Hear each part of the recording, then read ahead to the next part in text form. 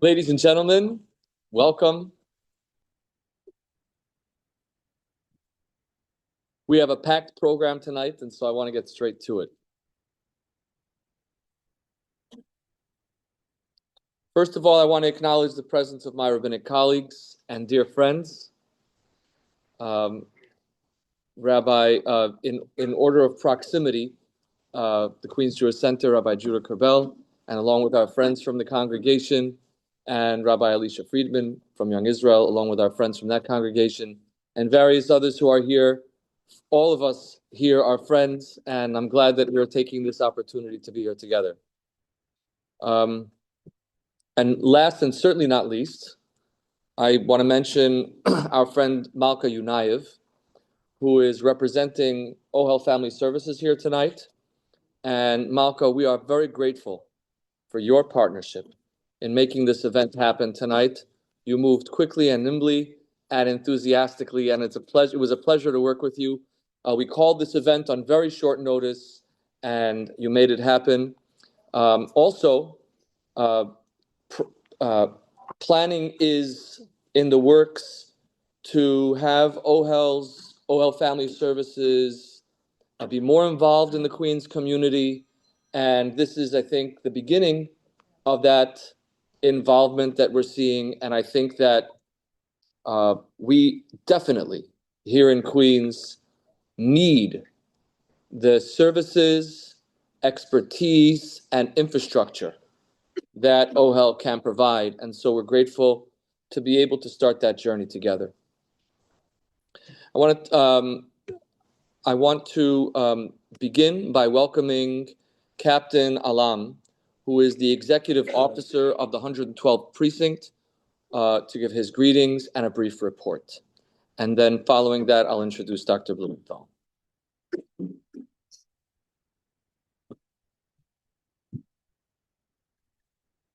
Thank you for calling. Good evening, everyone. Good evening. Good evening. That's good. That sounds better. Thank you for having me tonight. My name is Captain Akim Alam. I'm the executive officer of 112 Precinct. Thank you, Mr. Rabbi Mendelson, for inviting me tonight.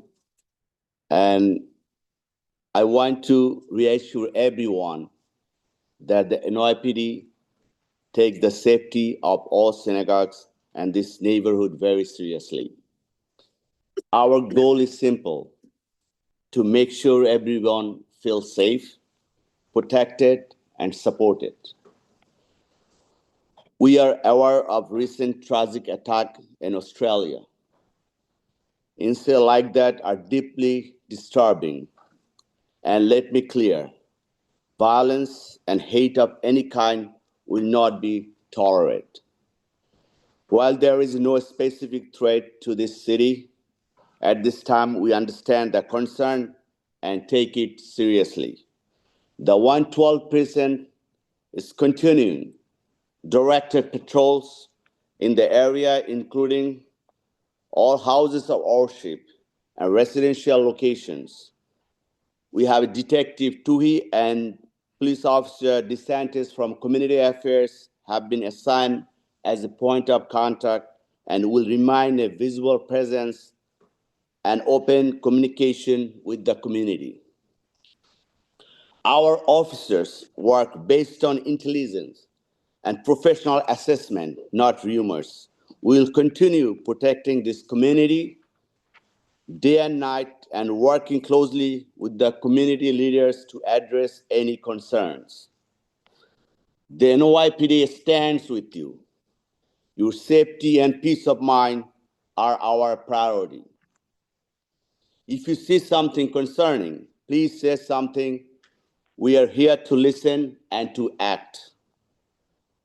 Thank you for having us tonight, and please stay safe. Thank you.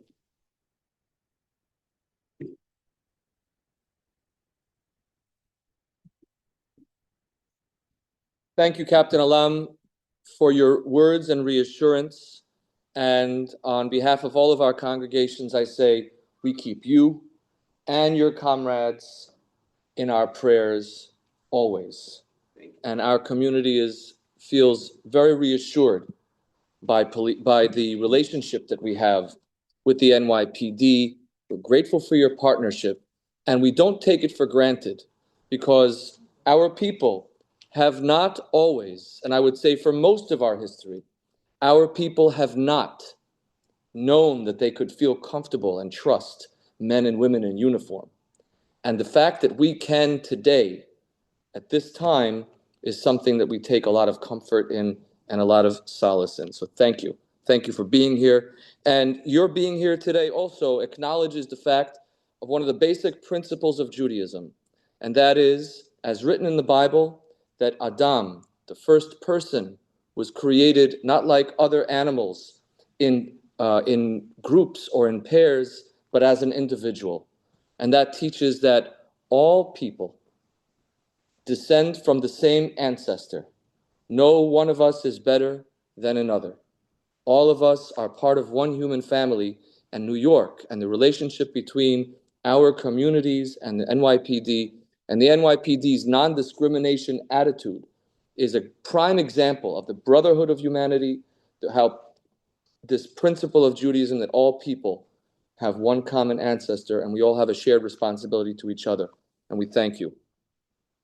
As I said, we're privileged to have tonight the presence and support of Ohel Family Services, and Ohel has brought to us Dr. Norman Blumenthal. Dr. Blumenthal is a licensed clinical psychologist who is the director of trauma services for Ohel Zachter Family National Trauma Center, an adjunct professor at the Rabbi Yitzchak Elchanan Theological Seminary, where he taught both Rabbi Kerbel and Rabbi Friedman, and also the Verkauf Graduate School of Psychology of Yeshiva University. He has a private practice in Cedarhurst, New York, and I know he didn't ask me to advertise for him, but you can avail yourself of those services should you need. But what brings Dr. Blumenthal to us is that his expertise, as we said, is trauma. And he's often called upon by communities in the aftermath of catastrophic events and presents on numerous topics, including parenting, grief, trauma, suicide, anxiety, divorce, parental alienation, and more, as well as group psychotherapy. Today, we are both reflecting on events past as well as holding anxiety about events not yet occurred. We are thinking about experiences that we've had in the Jewish communities in different places in the world, most recently in Turkey, before that in Sydney, and we're praying for those who are recovering, and we're praying for the families of the bereaved. And we're also holding in our hearts the fear about what it might look like when a government comes into power that resembles a government like the Australian government. And my colleagues in Australia have shared with me, and I don't have the right to say this, but they certainly do, that they place blame squarely on the shoulders of the Australian government. They were asleep at this wheel or worse. And the fear of what that might look like when a government here looks like a government there is something that is very concerning to many. And it is critical that we focus on our resilience and calm, and the reason for that is as follows. If we are concerned that our enemies wish to see an end to us, that our enemies wish to annihilate us, then the first thing we have to do is survive. That is, not allow them to win. And what it means to not allow them to win is that we stay alive not only in body, but also in identity.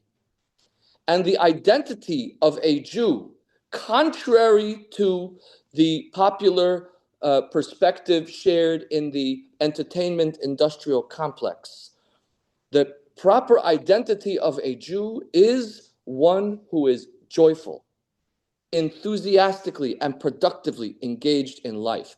That is the identity of the Jewish people. And so therefore, in order for us to, the first steps that we need to take to respond to those who threaten our existence is to exist characteristic to our identity. And that is to be joyful, enthusiastic, and productive. And for this, we need both resilience and calm. We have to be Ovdei Hashem b'simcha, those who serve God with joy, and ability to have avas, Yisrael, and to have simchas hachayim, to be able to love our fellow man and to have joy in life. And for this, we turn to the help of our Torah, our tefillah, our teaching, our Jewish teaching, prayerful worship, and of course, to Hishtadlus, to our partnership with those assigned with the responsibility and duty to protect us, and also to our mental health professionals who will advise us on how to care for our mental health and our emotional well-being. And so without further ado, please give your undivided attention to Dr. Norman Blumenthal.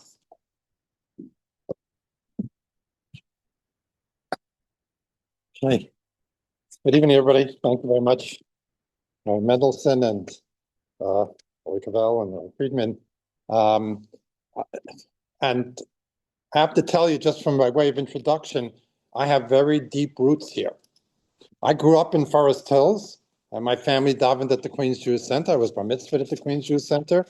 In fact, when my family moved here when I was 3 years old, I'm going to age myself now, they were just building the building. They were in the middle of building the building of the Queens Jewish Center. They were still davening in the storefront on 110th Street, for those who know the history.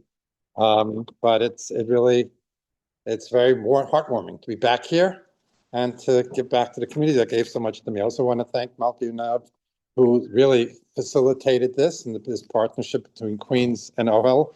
And a special thank you to Rabbi and Rebbetzin Mendelson.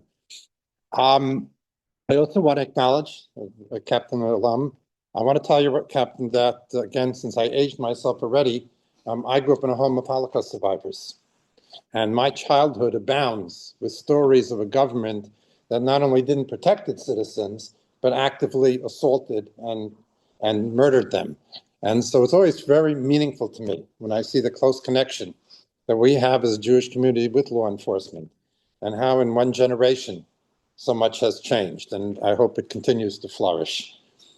Let me talk to you a little bit about what I'm going to be talking about. I was asked to speak about resilience, and we need a lot of it today, as you know. So I'm going to define what resilience is, and try to give you some pointers as to how we can build up that resilience, what perspectives we can take, so that we can face some of the challenges that we are facing so much today. Usually when I speak, I like to stay around afterwards. People want to talk, people want to ask questions, but as I mentioned to the Rabbi, we have a very special family simcha tonight, a cousin of mine who took his time finding his beshert, has an engagement party tonight in Muncie, so my wife and I will probably have to leave a little more promptly than I usually like to, but thank God it's for positive reasons. So first of all, when we talk about resilience, when we talk about coping, there's a very important point to know that in that area, as is so often the case in psychology in general, it's not one size fits all. In fact, a lot of the work that we do at Ohel with trauma or helping people be resilient is not to come with a prescribed approach, but to sort of interact with the person we're trying to help and identify their strengths and their coping styles and try to maximize it. In fact, there's a line I use very often with patients of mine. Sometimes I'll tell them, I'm not going to change you, I'm going to make you better at who you are. And that's a lot of the kind of work that we do in trauma as well. That would make them better into who they are. In fact, I often recall when I was in YU, again, many years ago, I had this very special honor of being in the Shia of Rav Aaron Kreiser, Zichrono Livracha, for 3 years. Many of you may know Rabbi Kreiser. Rabbi Kreiser was really one of those great people that transitioned, that brought Torah from Europe to America. He was with the Mir, he was in Shanghai. And in my days in YU, he taught a regular college shiur. They asked him to teach the rabbinic smicha. He didn't want to. And most of the guys in regular college shiur were going to law and medicine. That was pretty much it in the 70s. And one time he was giving me some well-deserved rebuke, some musser, because I was already upper senior. I was out already, had 1.5 feet out the door. And he said to me, and you're going to medicine, right? I said, no. He said, law? I said, no. So what are you doing? What else is there? I said, psychology. And he said, psychology. And he took me outside with his finger in my face. He said to me, Blumenthal, you want to be a psychologist, you got to be a gone. You got to be a genius. He said, a doctor, a lung is a lung. But every patient that comes to your office is his own unique individual. He said, a parsha b'fnei atzma. And therefore, he said, so read the books, study hard, and listen to professors, because it's not easy. And I will tell you, it's over 50 years later. And every time I have a new case, every time I have a new challenge, new situation, I see Roy Kreis in front of me. I realize, you're starting from scratch. So there's not one side. Everybody has their own way. But we'll talk about what are some of the common ways to manage. And resilience is really like a psychological muscle. It's a muscle that you kind of build up, and it's given to us through natural endowment. In other words, we all have different ways and different coping mechanisms, and it's a gift from God, as the Rabbi mentioned. God teaches us through his Torah and through the teachings of our rabbis how to manage so many challenging situations, and very much attributes for the success that we've had in our survival. We have a principle, I'll say it in the vernacular and I'll translate, that Hashem gives us the refuah before the makkah.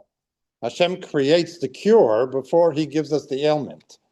And the same thing is true with trauma, that God has given us the wherewithal to manage, and before, so we're prepared, and that we can therefore manage some of the stresses and some that we have to face.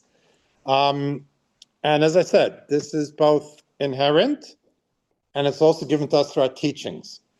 As Roy Friedman will attest to, one of the courses I teach, I'm not sure if you guys even took that one, that was from the Verkauf. You took that, okay. So Roy Cavell will admit to it that one of the ways in which I teach a course on bereavement.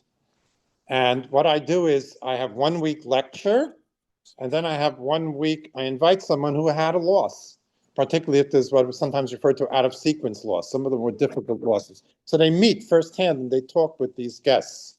In the very last class, I'll have to say hello, Elena, but the very last class, we bring in a couple, they're very open about it, who lost a 19-year-old son to suicide. And they talk about it very openly with the boys, with the young men. And afterwards, the person presents, and then we have a little give and take. It's a small class, there's only usually about 8 students. And one time, one of these rabbinic students, one of these prospective rabbis, asked the mother, and the mother's not a rebbitzin who goes around speaking and not one of these like inspiring teachers, the regular, housewife, whatever. I'm not sure what she probably works a little bit, but in a suburb of New York, and asked her, is there anything in Torah? Was there anything in our rabbinic teachings that gives you strength? And she said, yeah, Bereshit, the portion of the Torah that we're reading now, Genesis. And she says that our patriarchs and matriarchs, obviously Mahos, so they didn't walk on water, they didn't move mountains, and they had every trauma under the sun. They were uprooted from their homes, they had famines, world wars, abductions, family strife, infertility, death during delivery of babies. I mean, they had everything. And they had every emotion under the sun.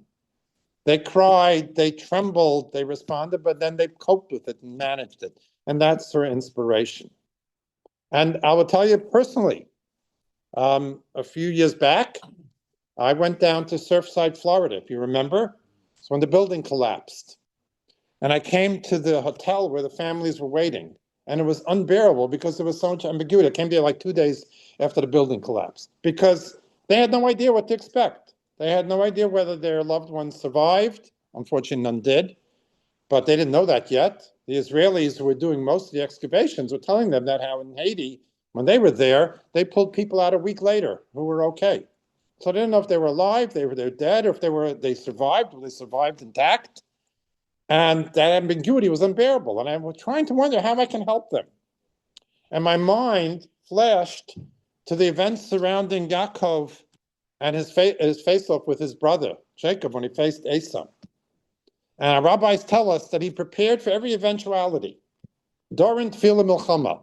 He was prepared in case Esau would attack him to defend himself. He had prayer. He was going to pray to God, and he was going to, as ultimately worked, he was going to give him a generous gift. But he had every eventuality. So I used that to help the people. I called it my 3 doors. And I said, there's 3 doors in front of you. One door is your loved one survived. One door is they find remains. One door is they find your loved one, he's injured. And visit each door. So I foisted a certainty on ambiguity, but I got it from our Torah education. So that's how I went. But the other important point is, and again, I'm saying this with the permission of the rabbis, God didn't create a stagnant world. Life changes. You guys know this as well as I do. Life's not stagnant. In fact, it's interesting, again, just recently, we had the portion of reading, which is Vayeshev Yaakov, that Yaakov dwelt, or it really means like he sat. Leshevet means to sit. And our rabbis say that Jacob wanted to retire. He wanted to take it easy. He had a very hard life. He was over 100. It's time. He was now wealthy. He had a family. He wanted to take it easy. And then the rabbis say, but then came the events surrounding Joseph and his brothers. And it sounds critical. And people ask, what's wrong with wanting to take it easy? Isn't it our dream? We work so hard. We should retire and not have financial concerns and be able to sleep late and go for walks and play golf. What's so terrible about that?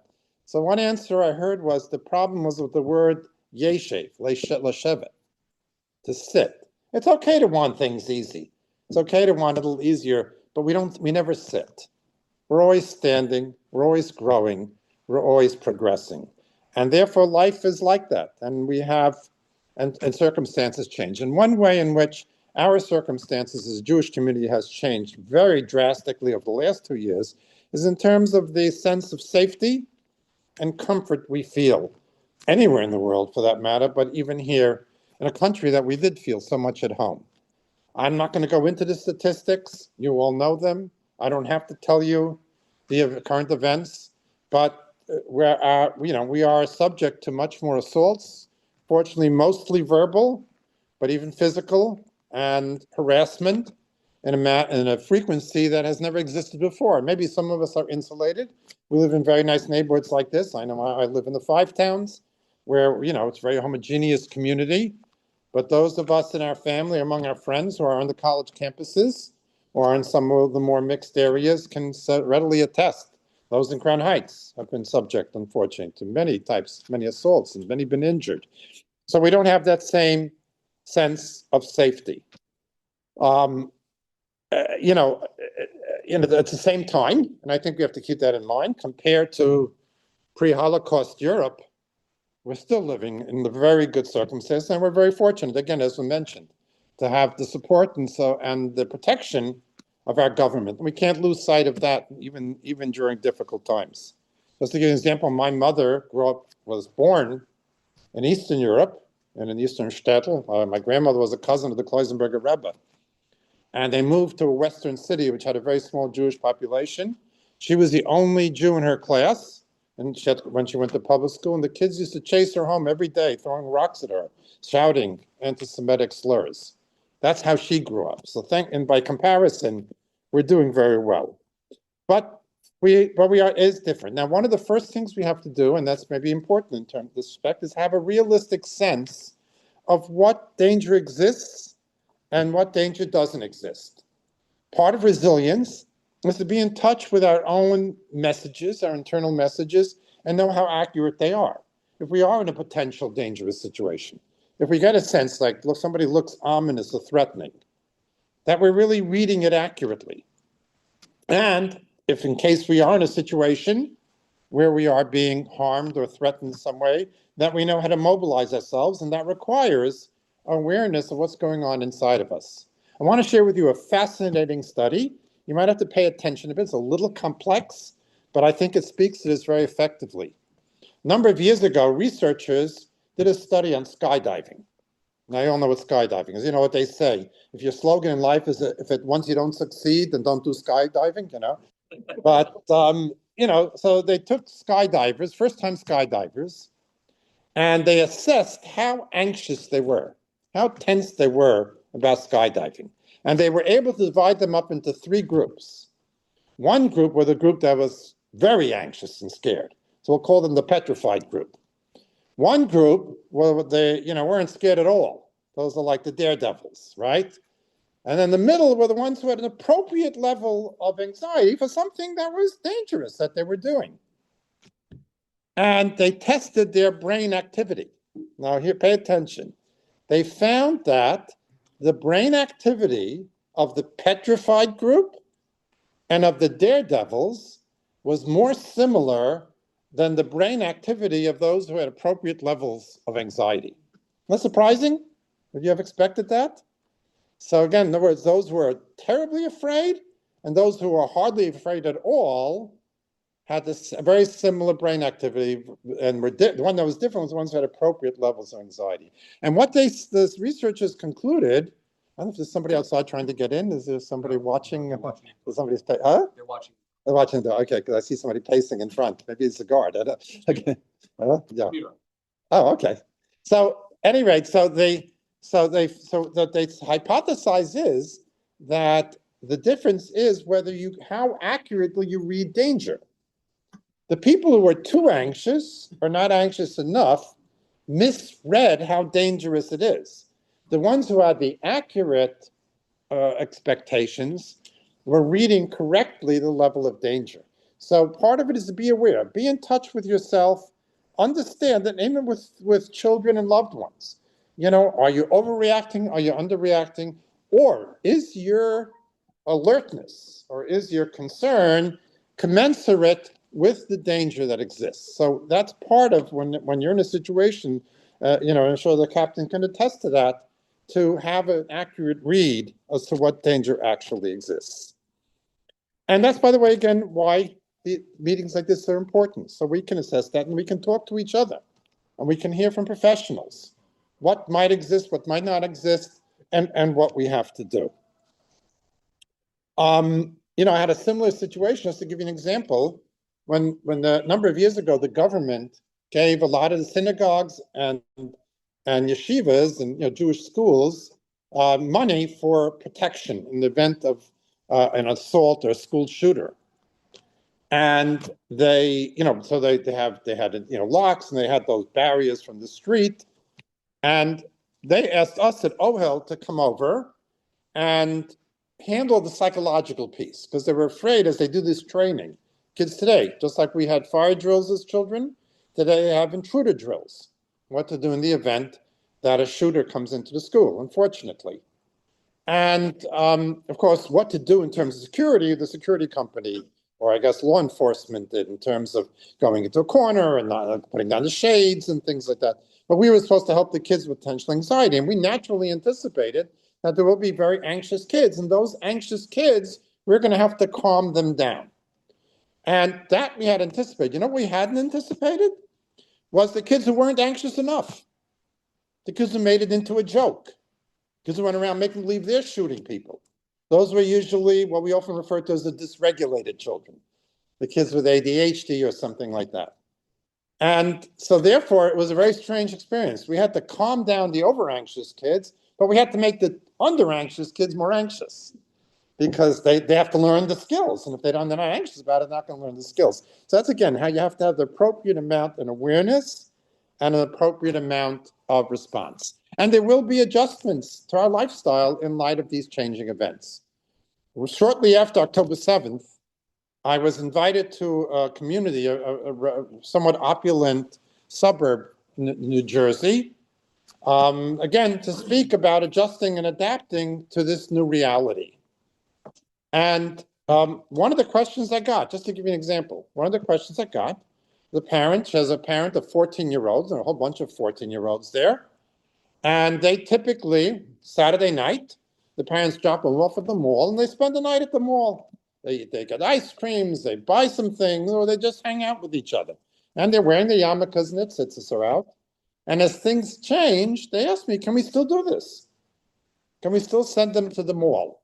We don't know if there is a safe. And we talked about it. I didn't know the exact answer myself.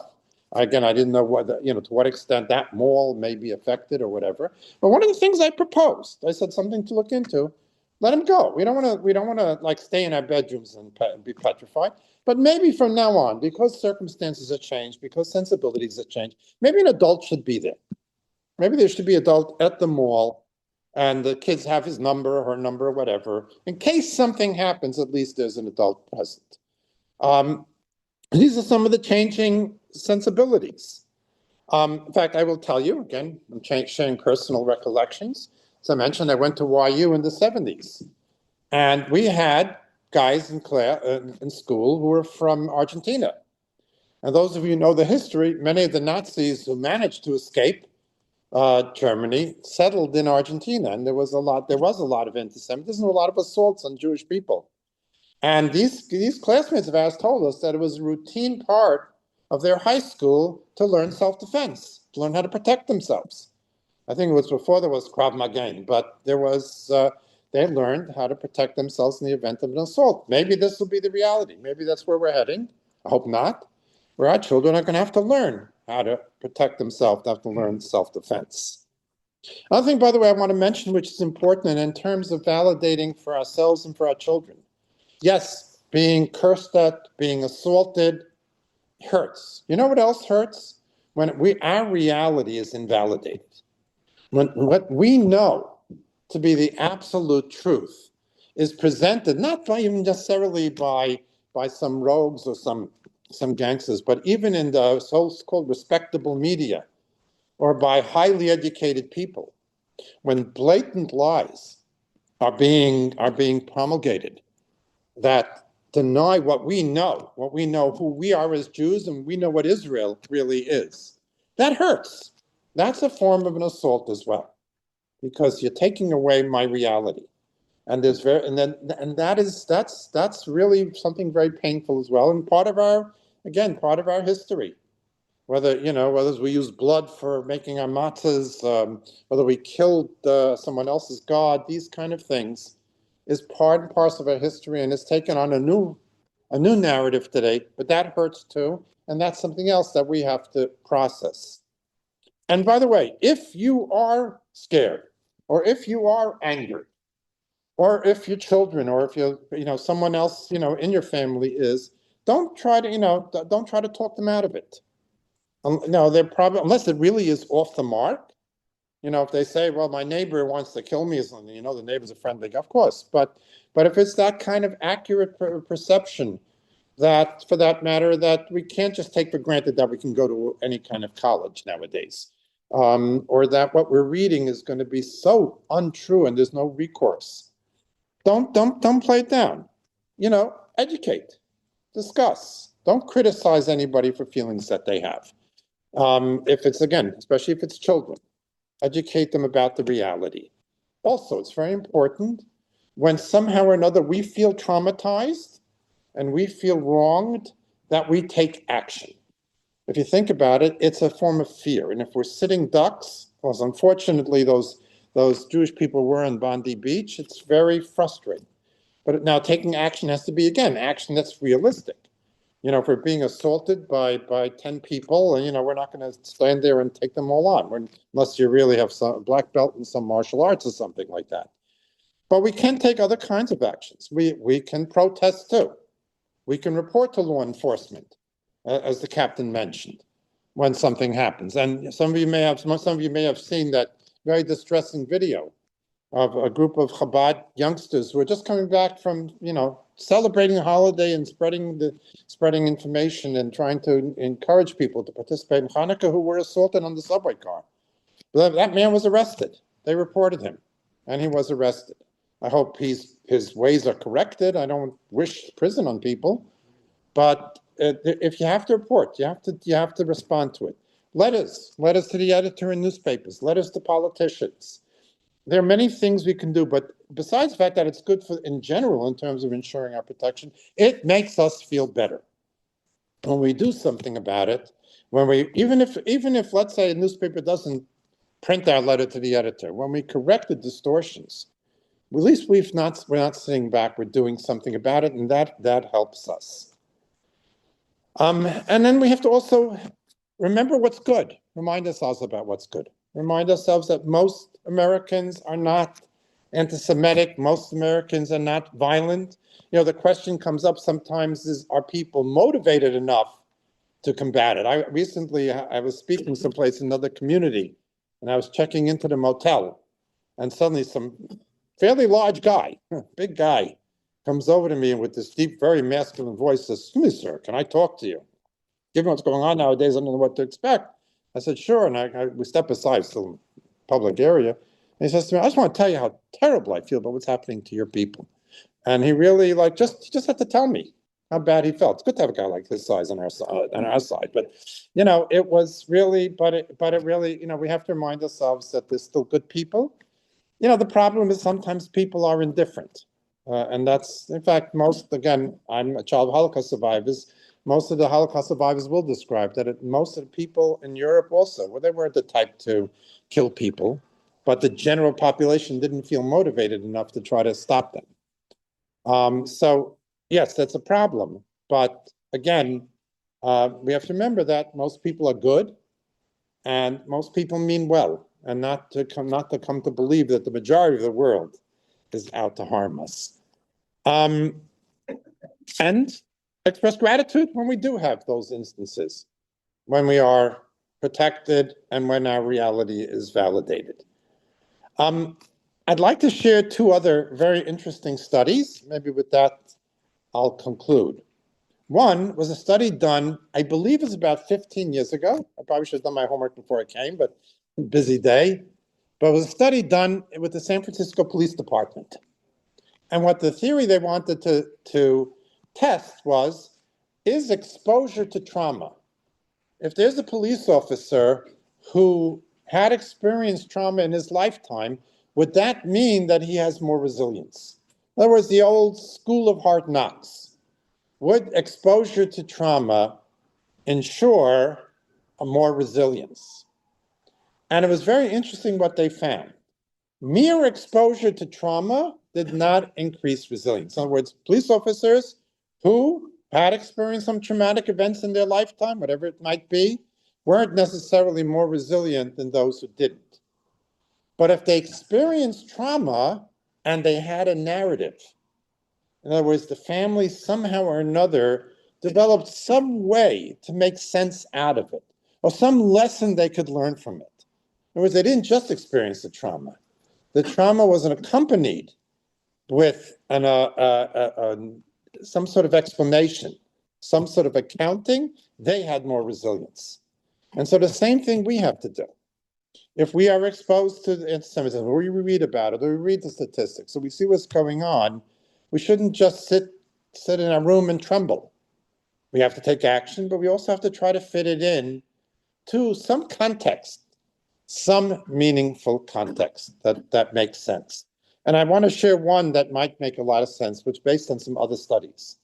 Emory University down in Atlanta, in Georgia, I don't think it's actually exactly in Atlanta, but in that area, did a lot of studies on ancestry and awareness of ancestry. And by the way, some pretty scary stuff. Do you know that only 3 out of 4 Americans can name all their grandparents? Stop and think about it. It's pretty incredible, especially where we come from. In the UK, they did a study, and only 1 out of 5 can name all their great-grandparents. Okay, that I can see. But only 3 out of 4. But they found something very interesting. They found that those people who know their family history, or those people who know their nation, their people's history, have more resilience than those who don't. Just an awareness of where you come from, of stories, of grandparents, great-grandparents, etc. So much of what we do so routinely in our religion, the Passover Seder, those who know those stories have more resilience than those who don't. And then they took the study a bit further, and they divided those stories into 3 groups. They called one of the they call it life narratives.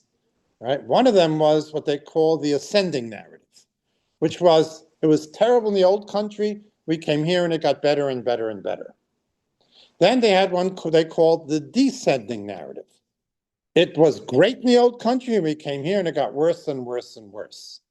And then there was a third narrative, which was called the oscillating narrative, which was, it was good, then it got hard, then it got better, then it got hard. And that narrative was more associated more with resilience than any of the others.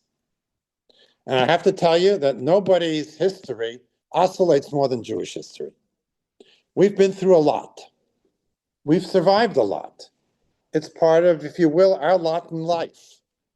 And if we can put what's happening in that broader historical perspective, both in terms of the hardship and the pain, but also in terms of the heroism and survival, it'll increase and enhance our survival.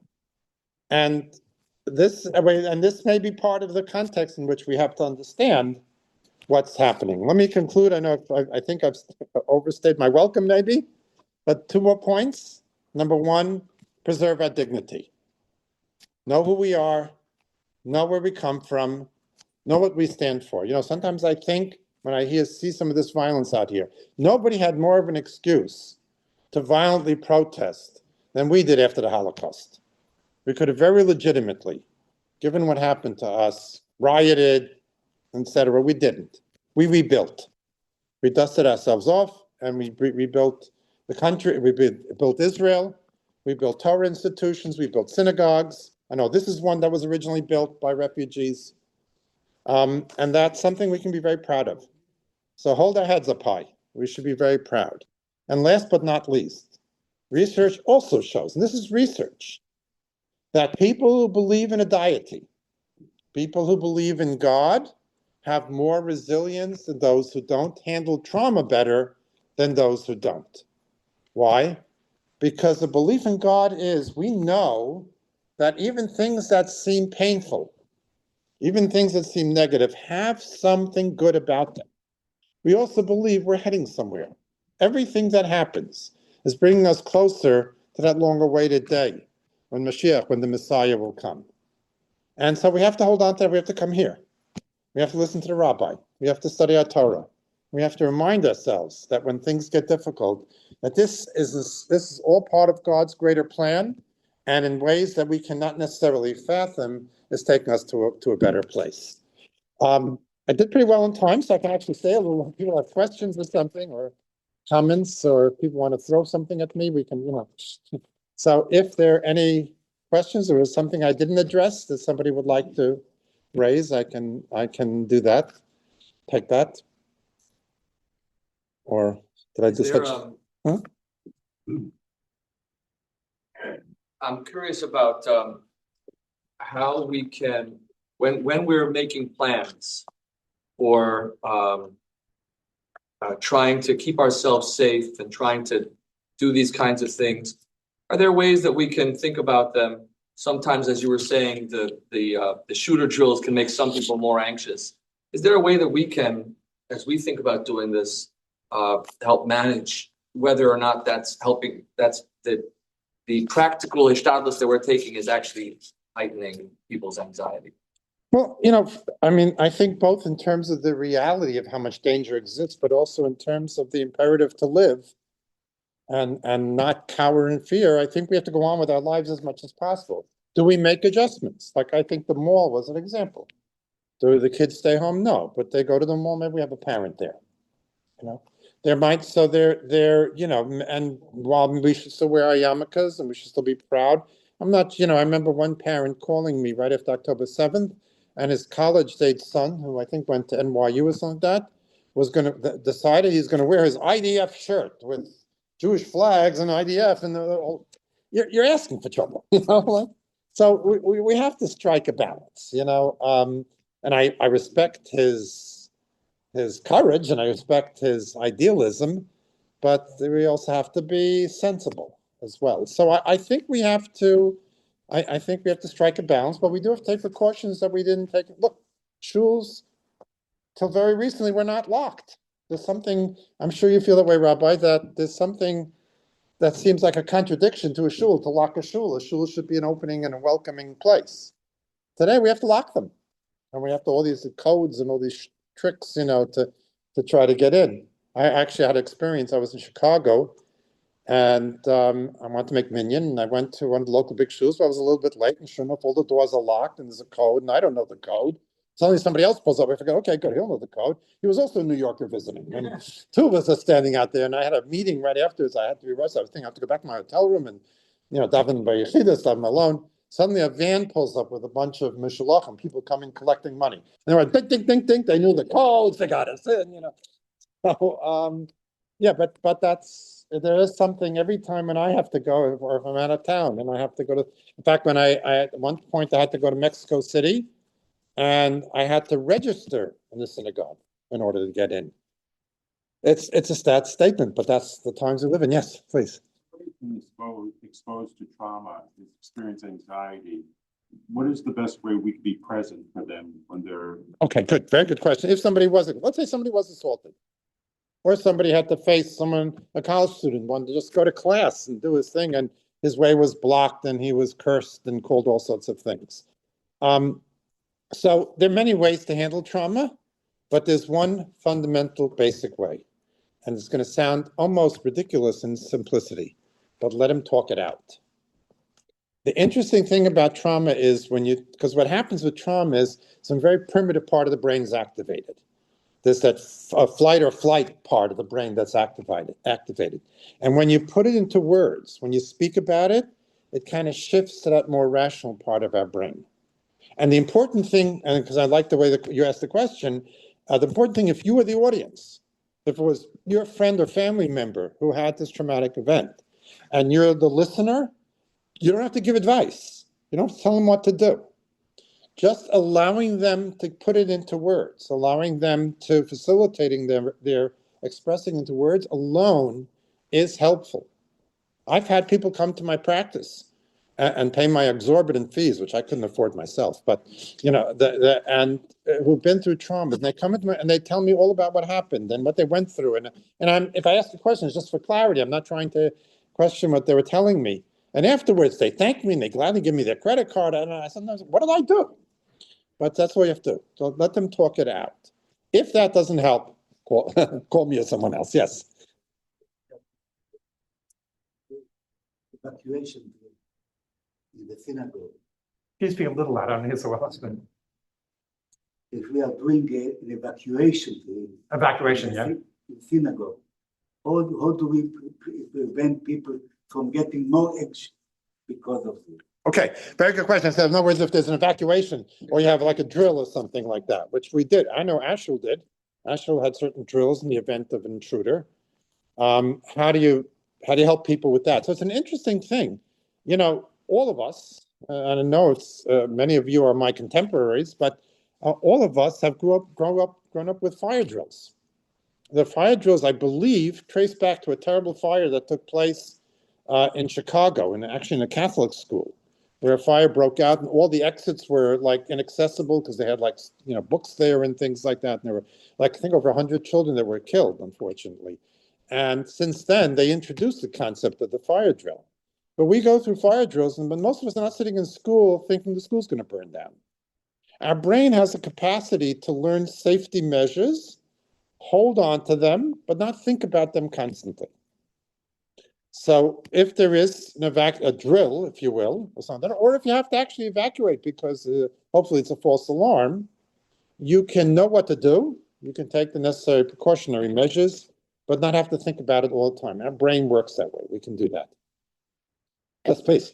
Many years ago, I took a course called "Don't Get Mad, Get Even" at the Learning Annex, and the Alan Abel, who led the course, said women should carry flares with them.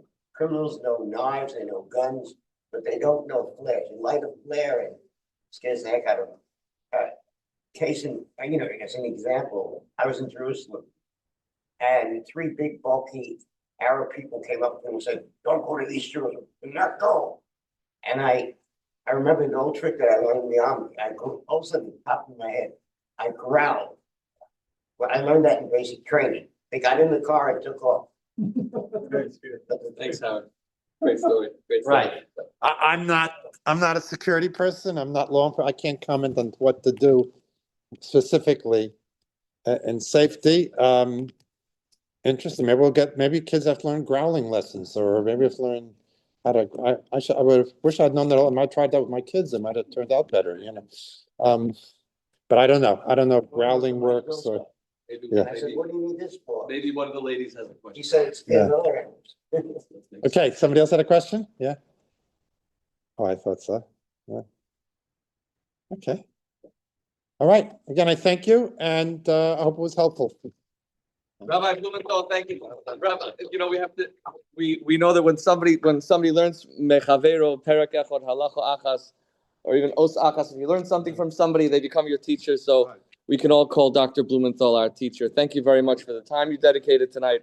Mazel tov on your simcha. Thank you all for coming out, and I want to wish each of us and all of us as a community that we will continue to face whatever is to come with the full resources that HaKadosh Baruch Hu has given us at our disposal. And the first resources we have at our disposal are the ones that are in our heart. Those are the ones that we don't have to reach anywhere to get them. They're right there. And that's our bitachon, our faith, and our chokhmah, our wisdom, and employing those is a great resource. I want to thank Shmira for being here tonight and for looking out for us. Let's give Shmira a round of applause. Thank you to our Shmira guys. Thank you for being here and watching our shul and for keeping our community safe all the time.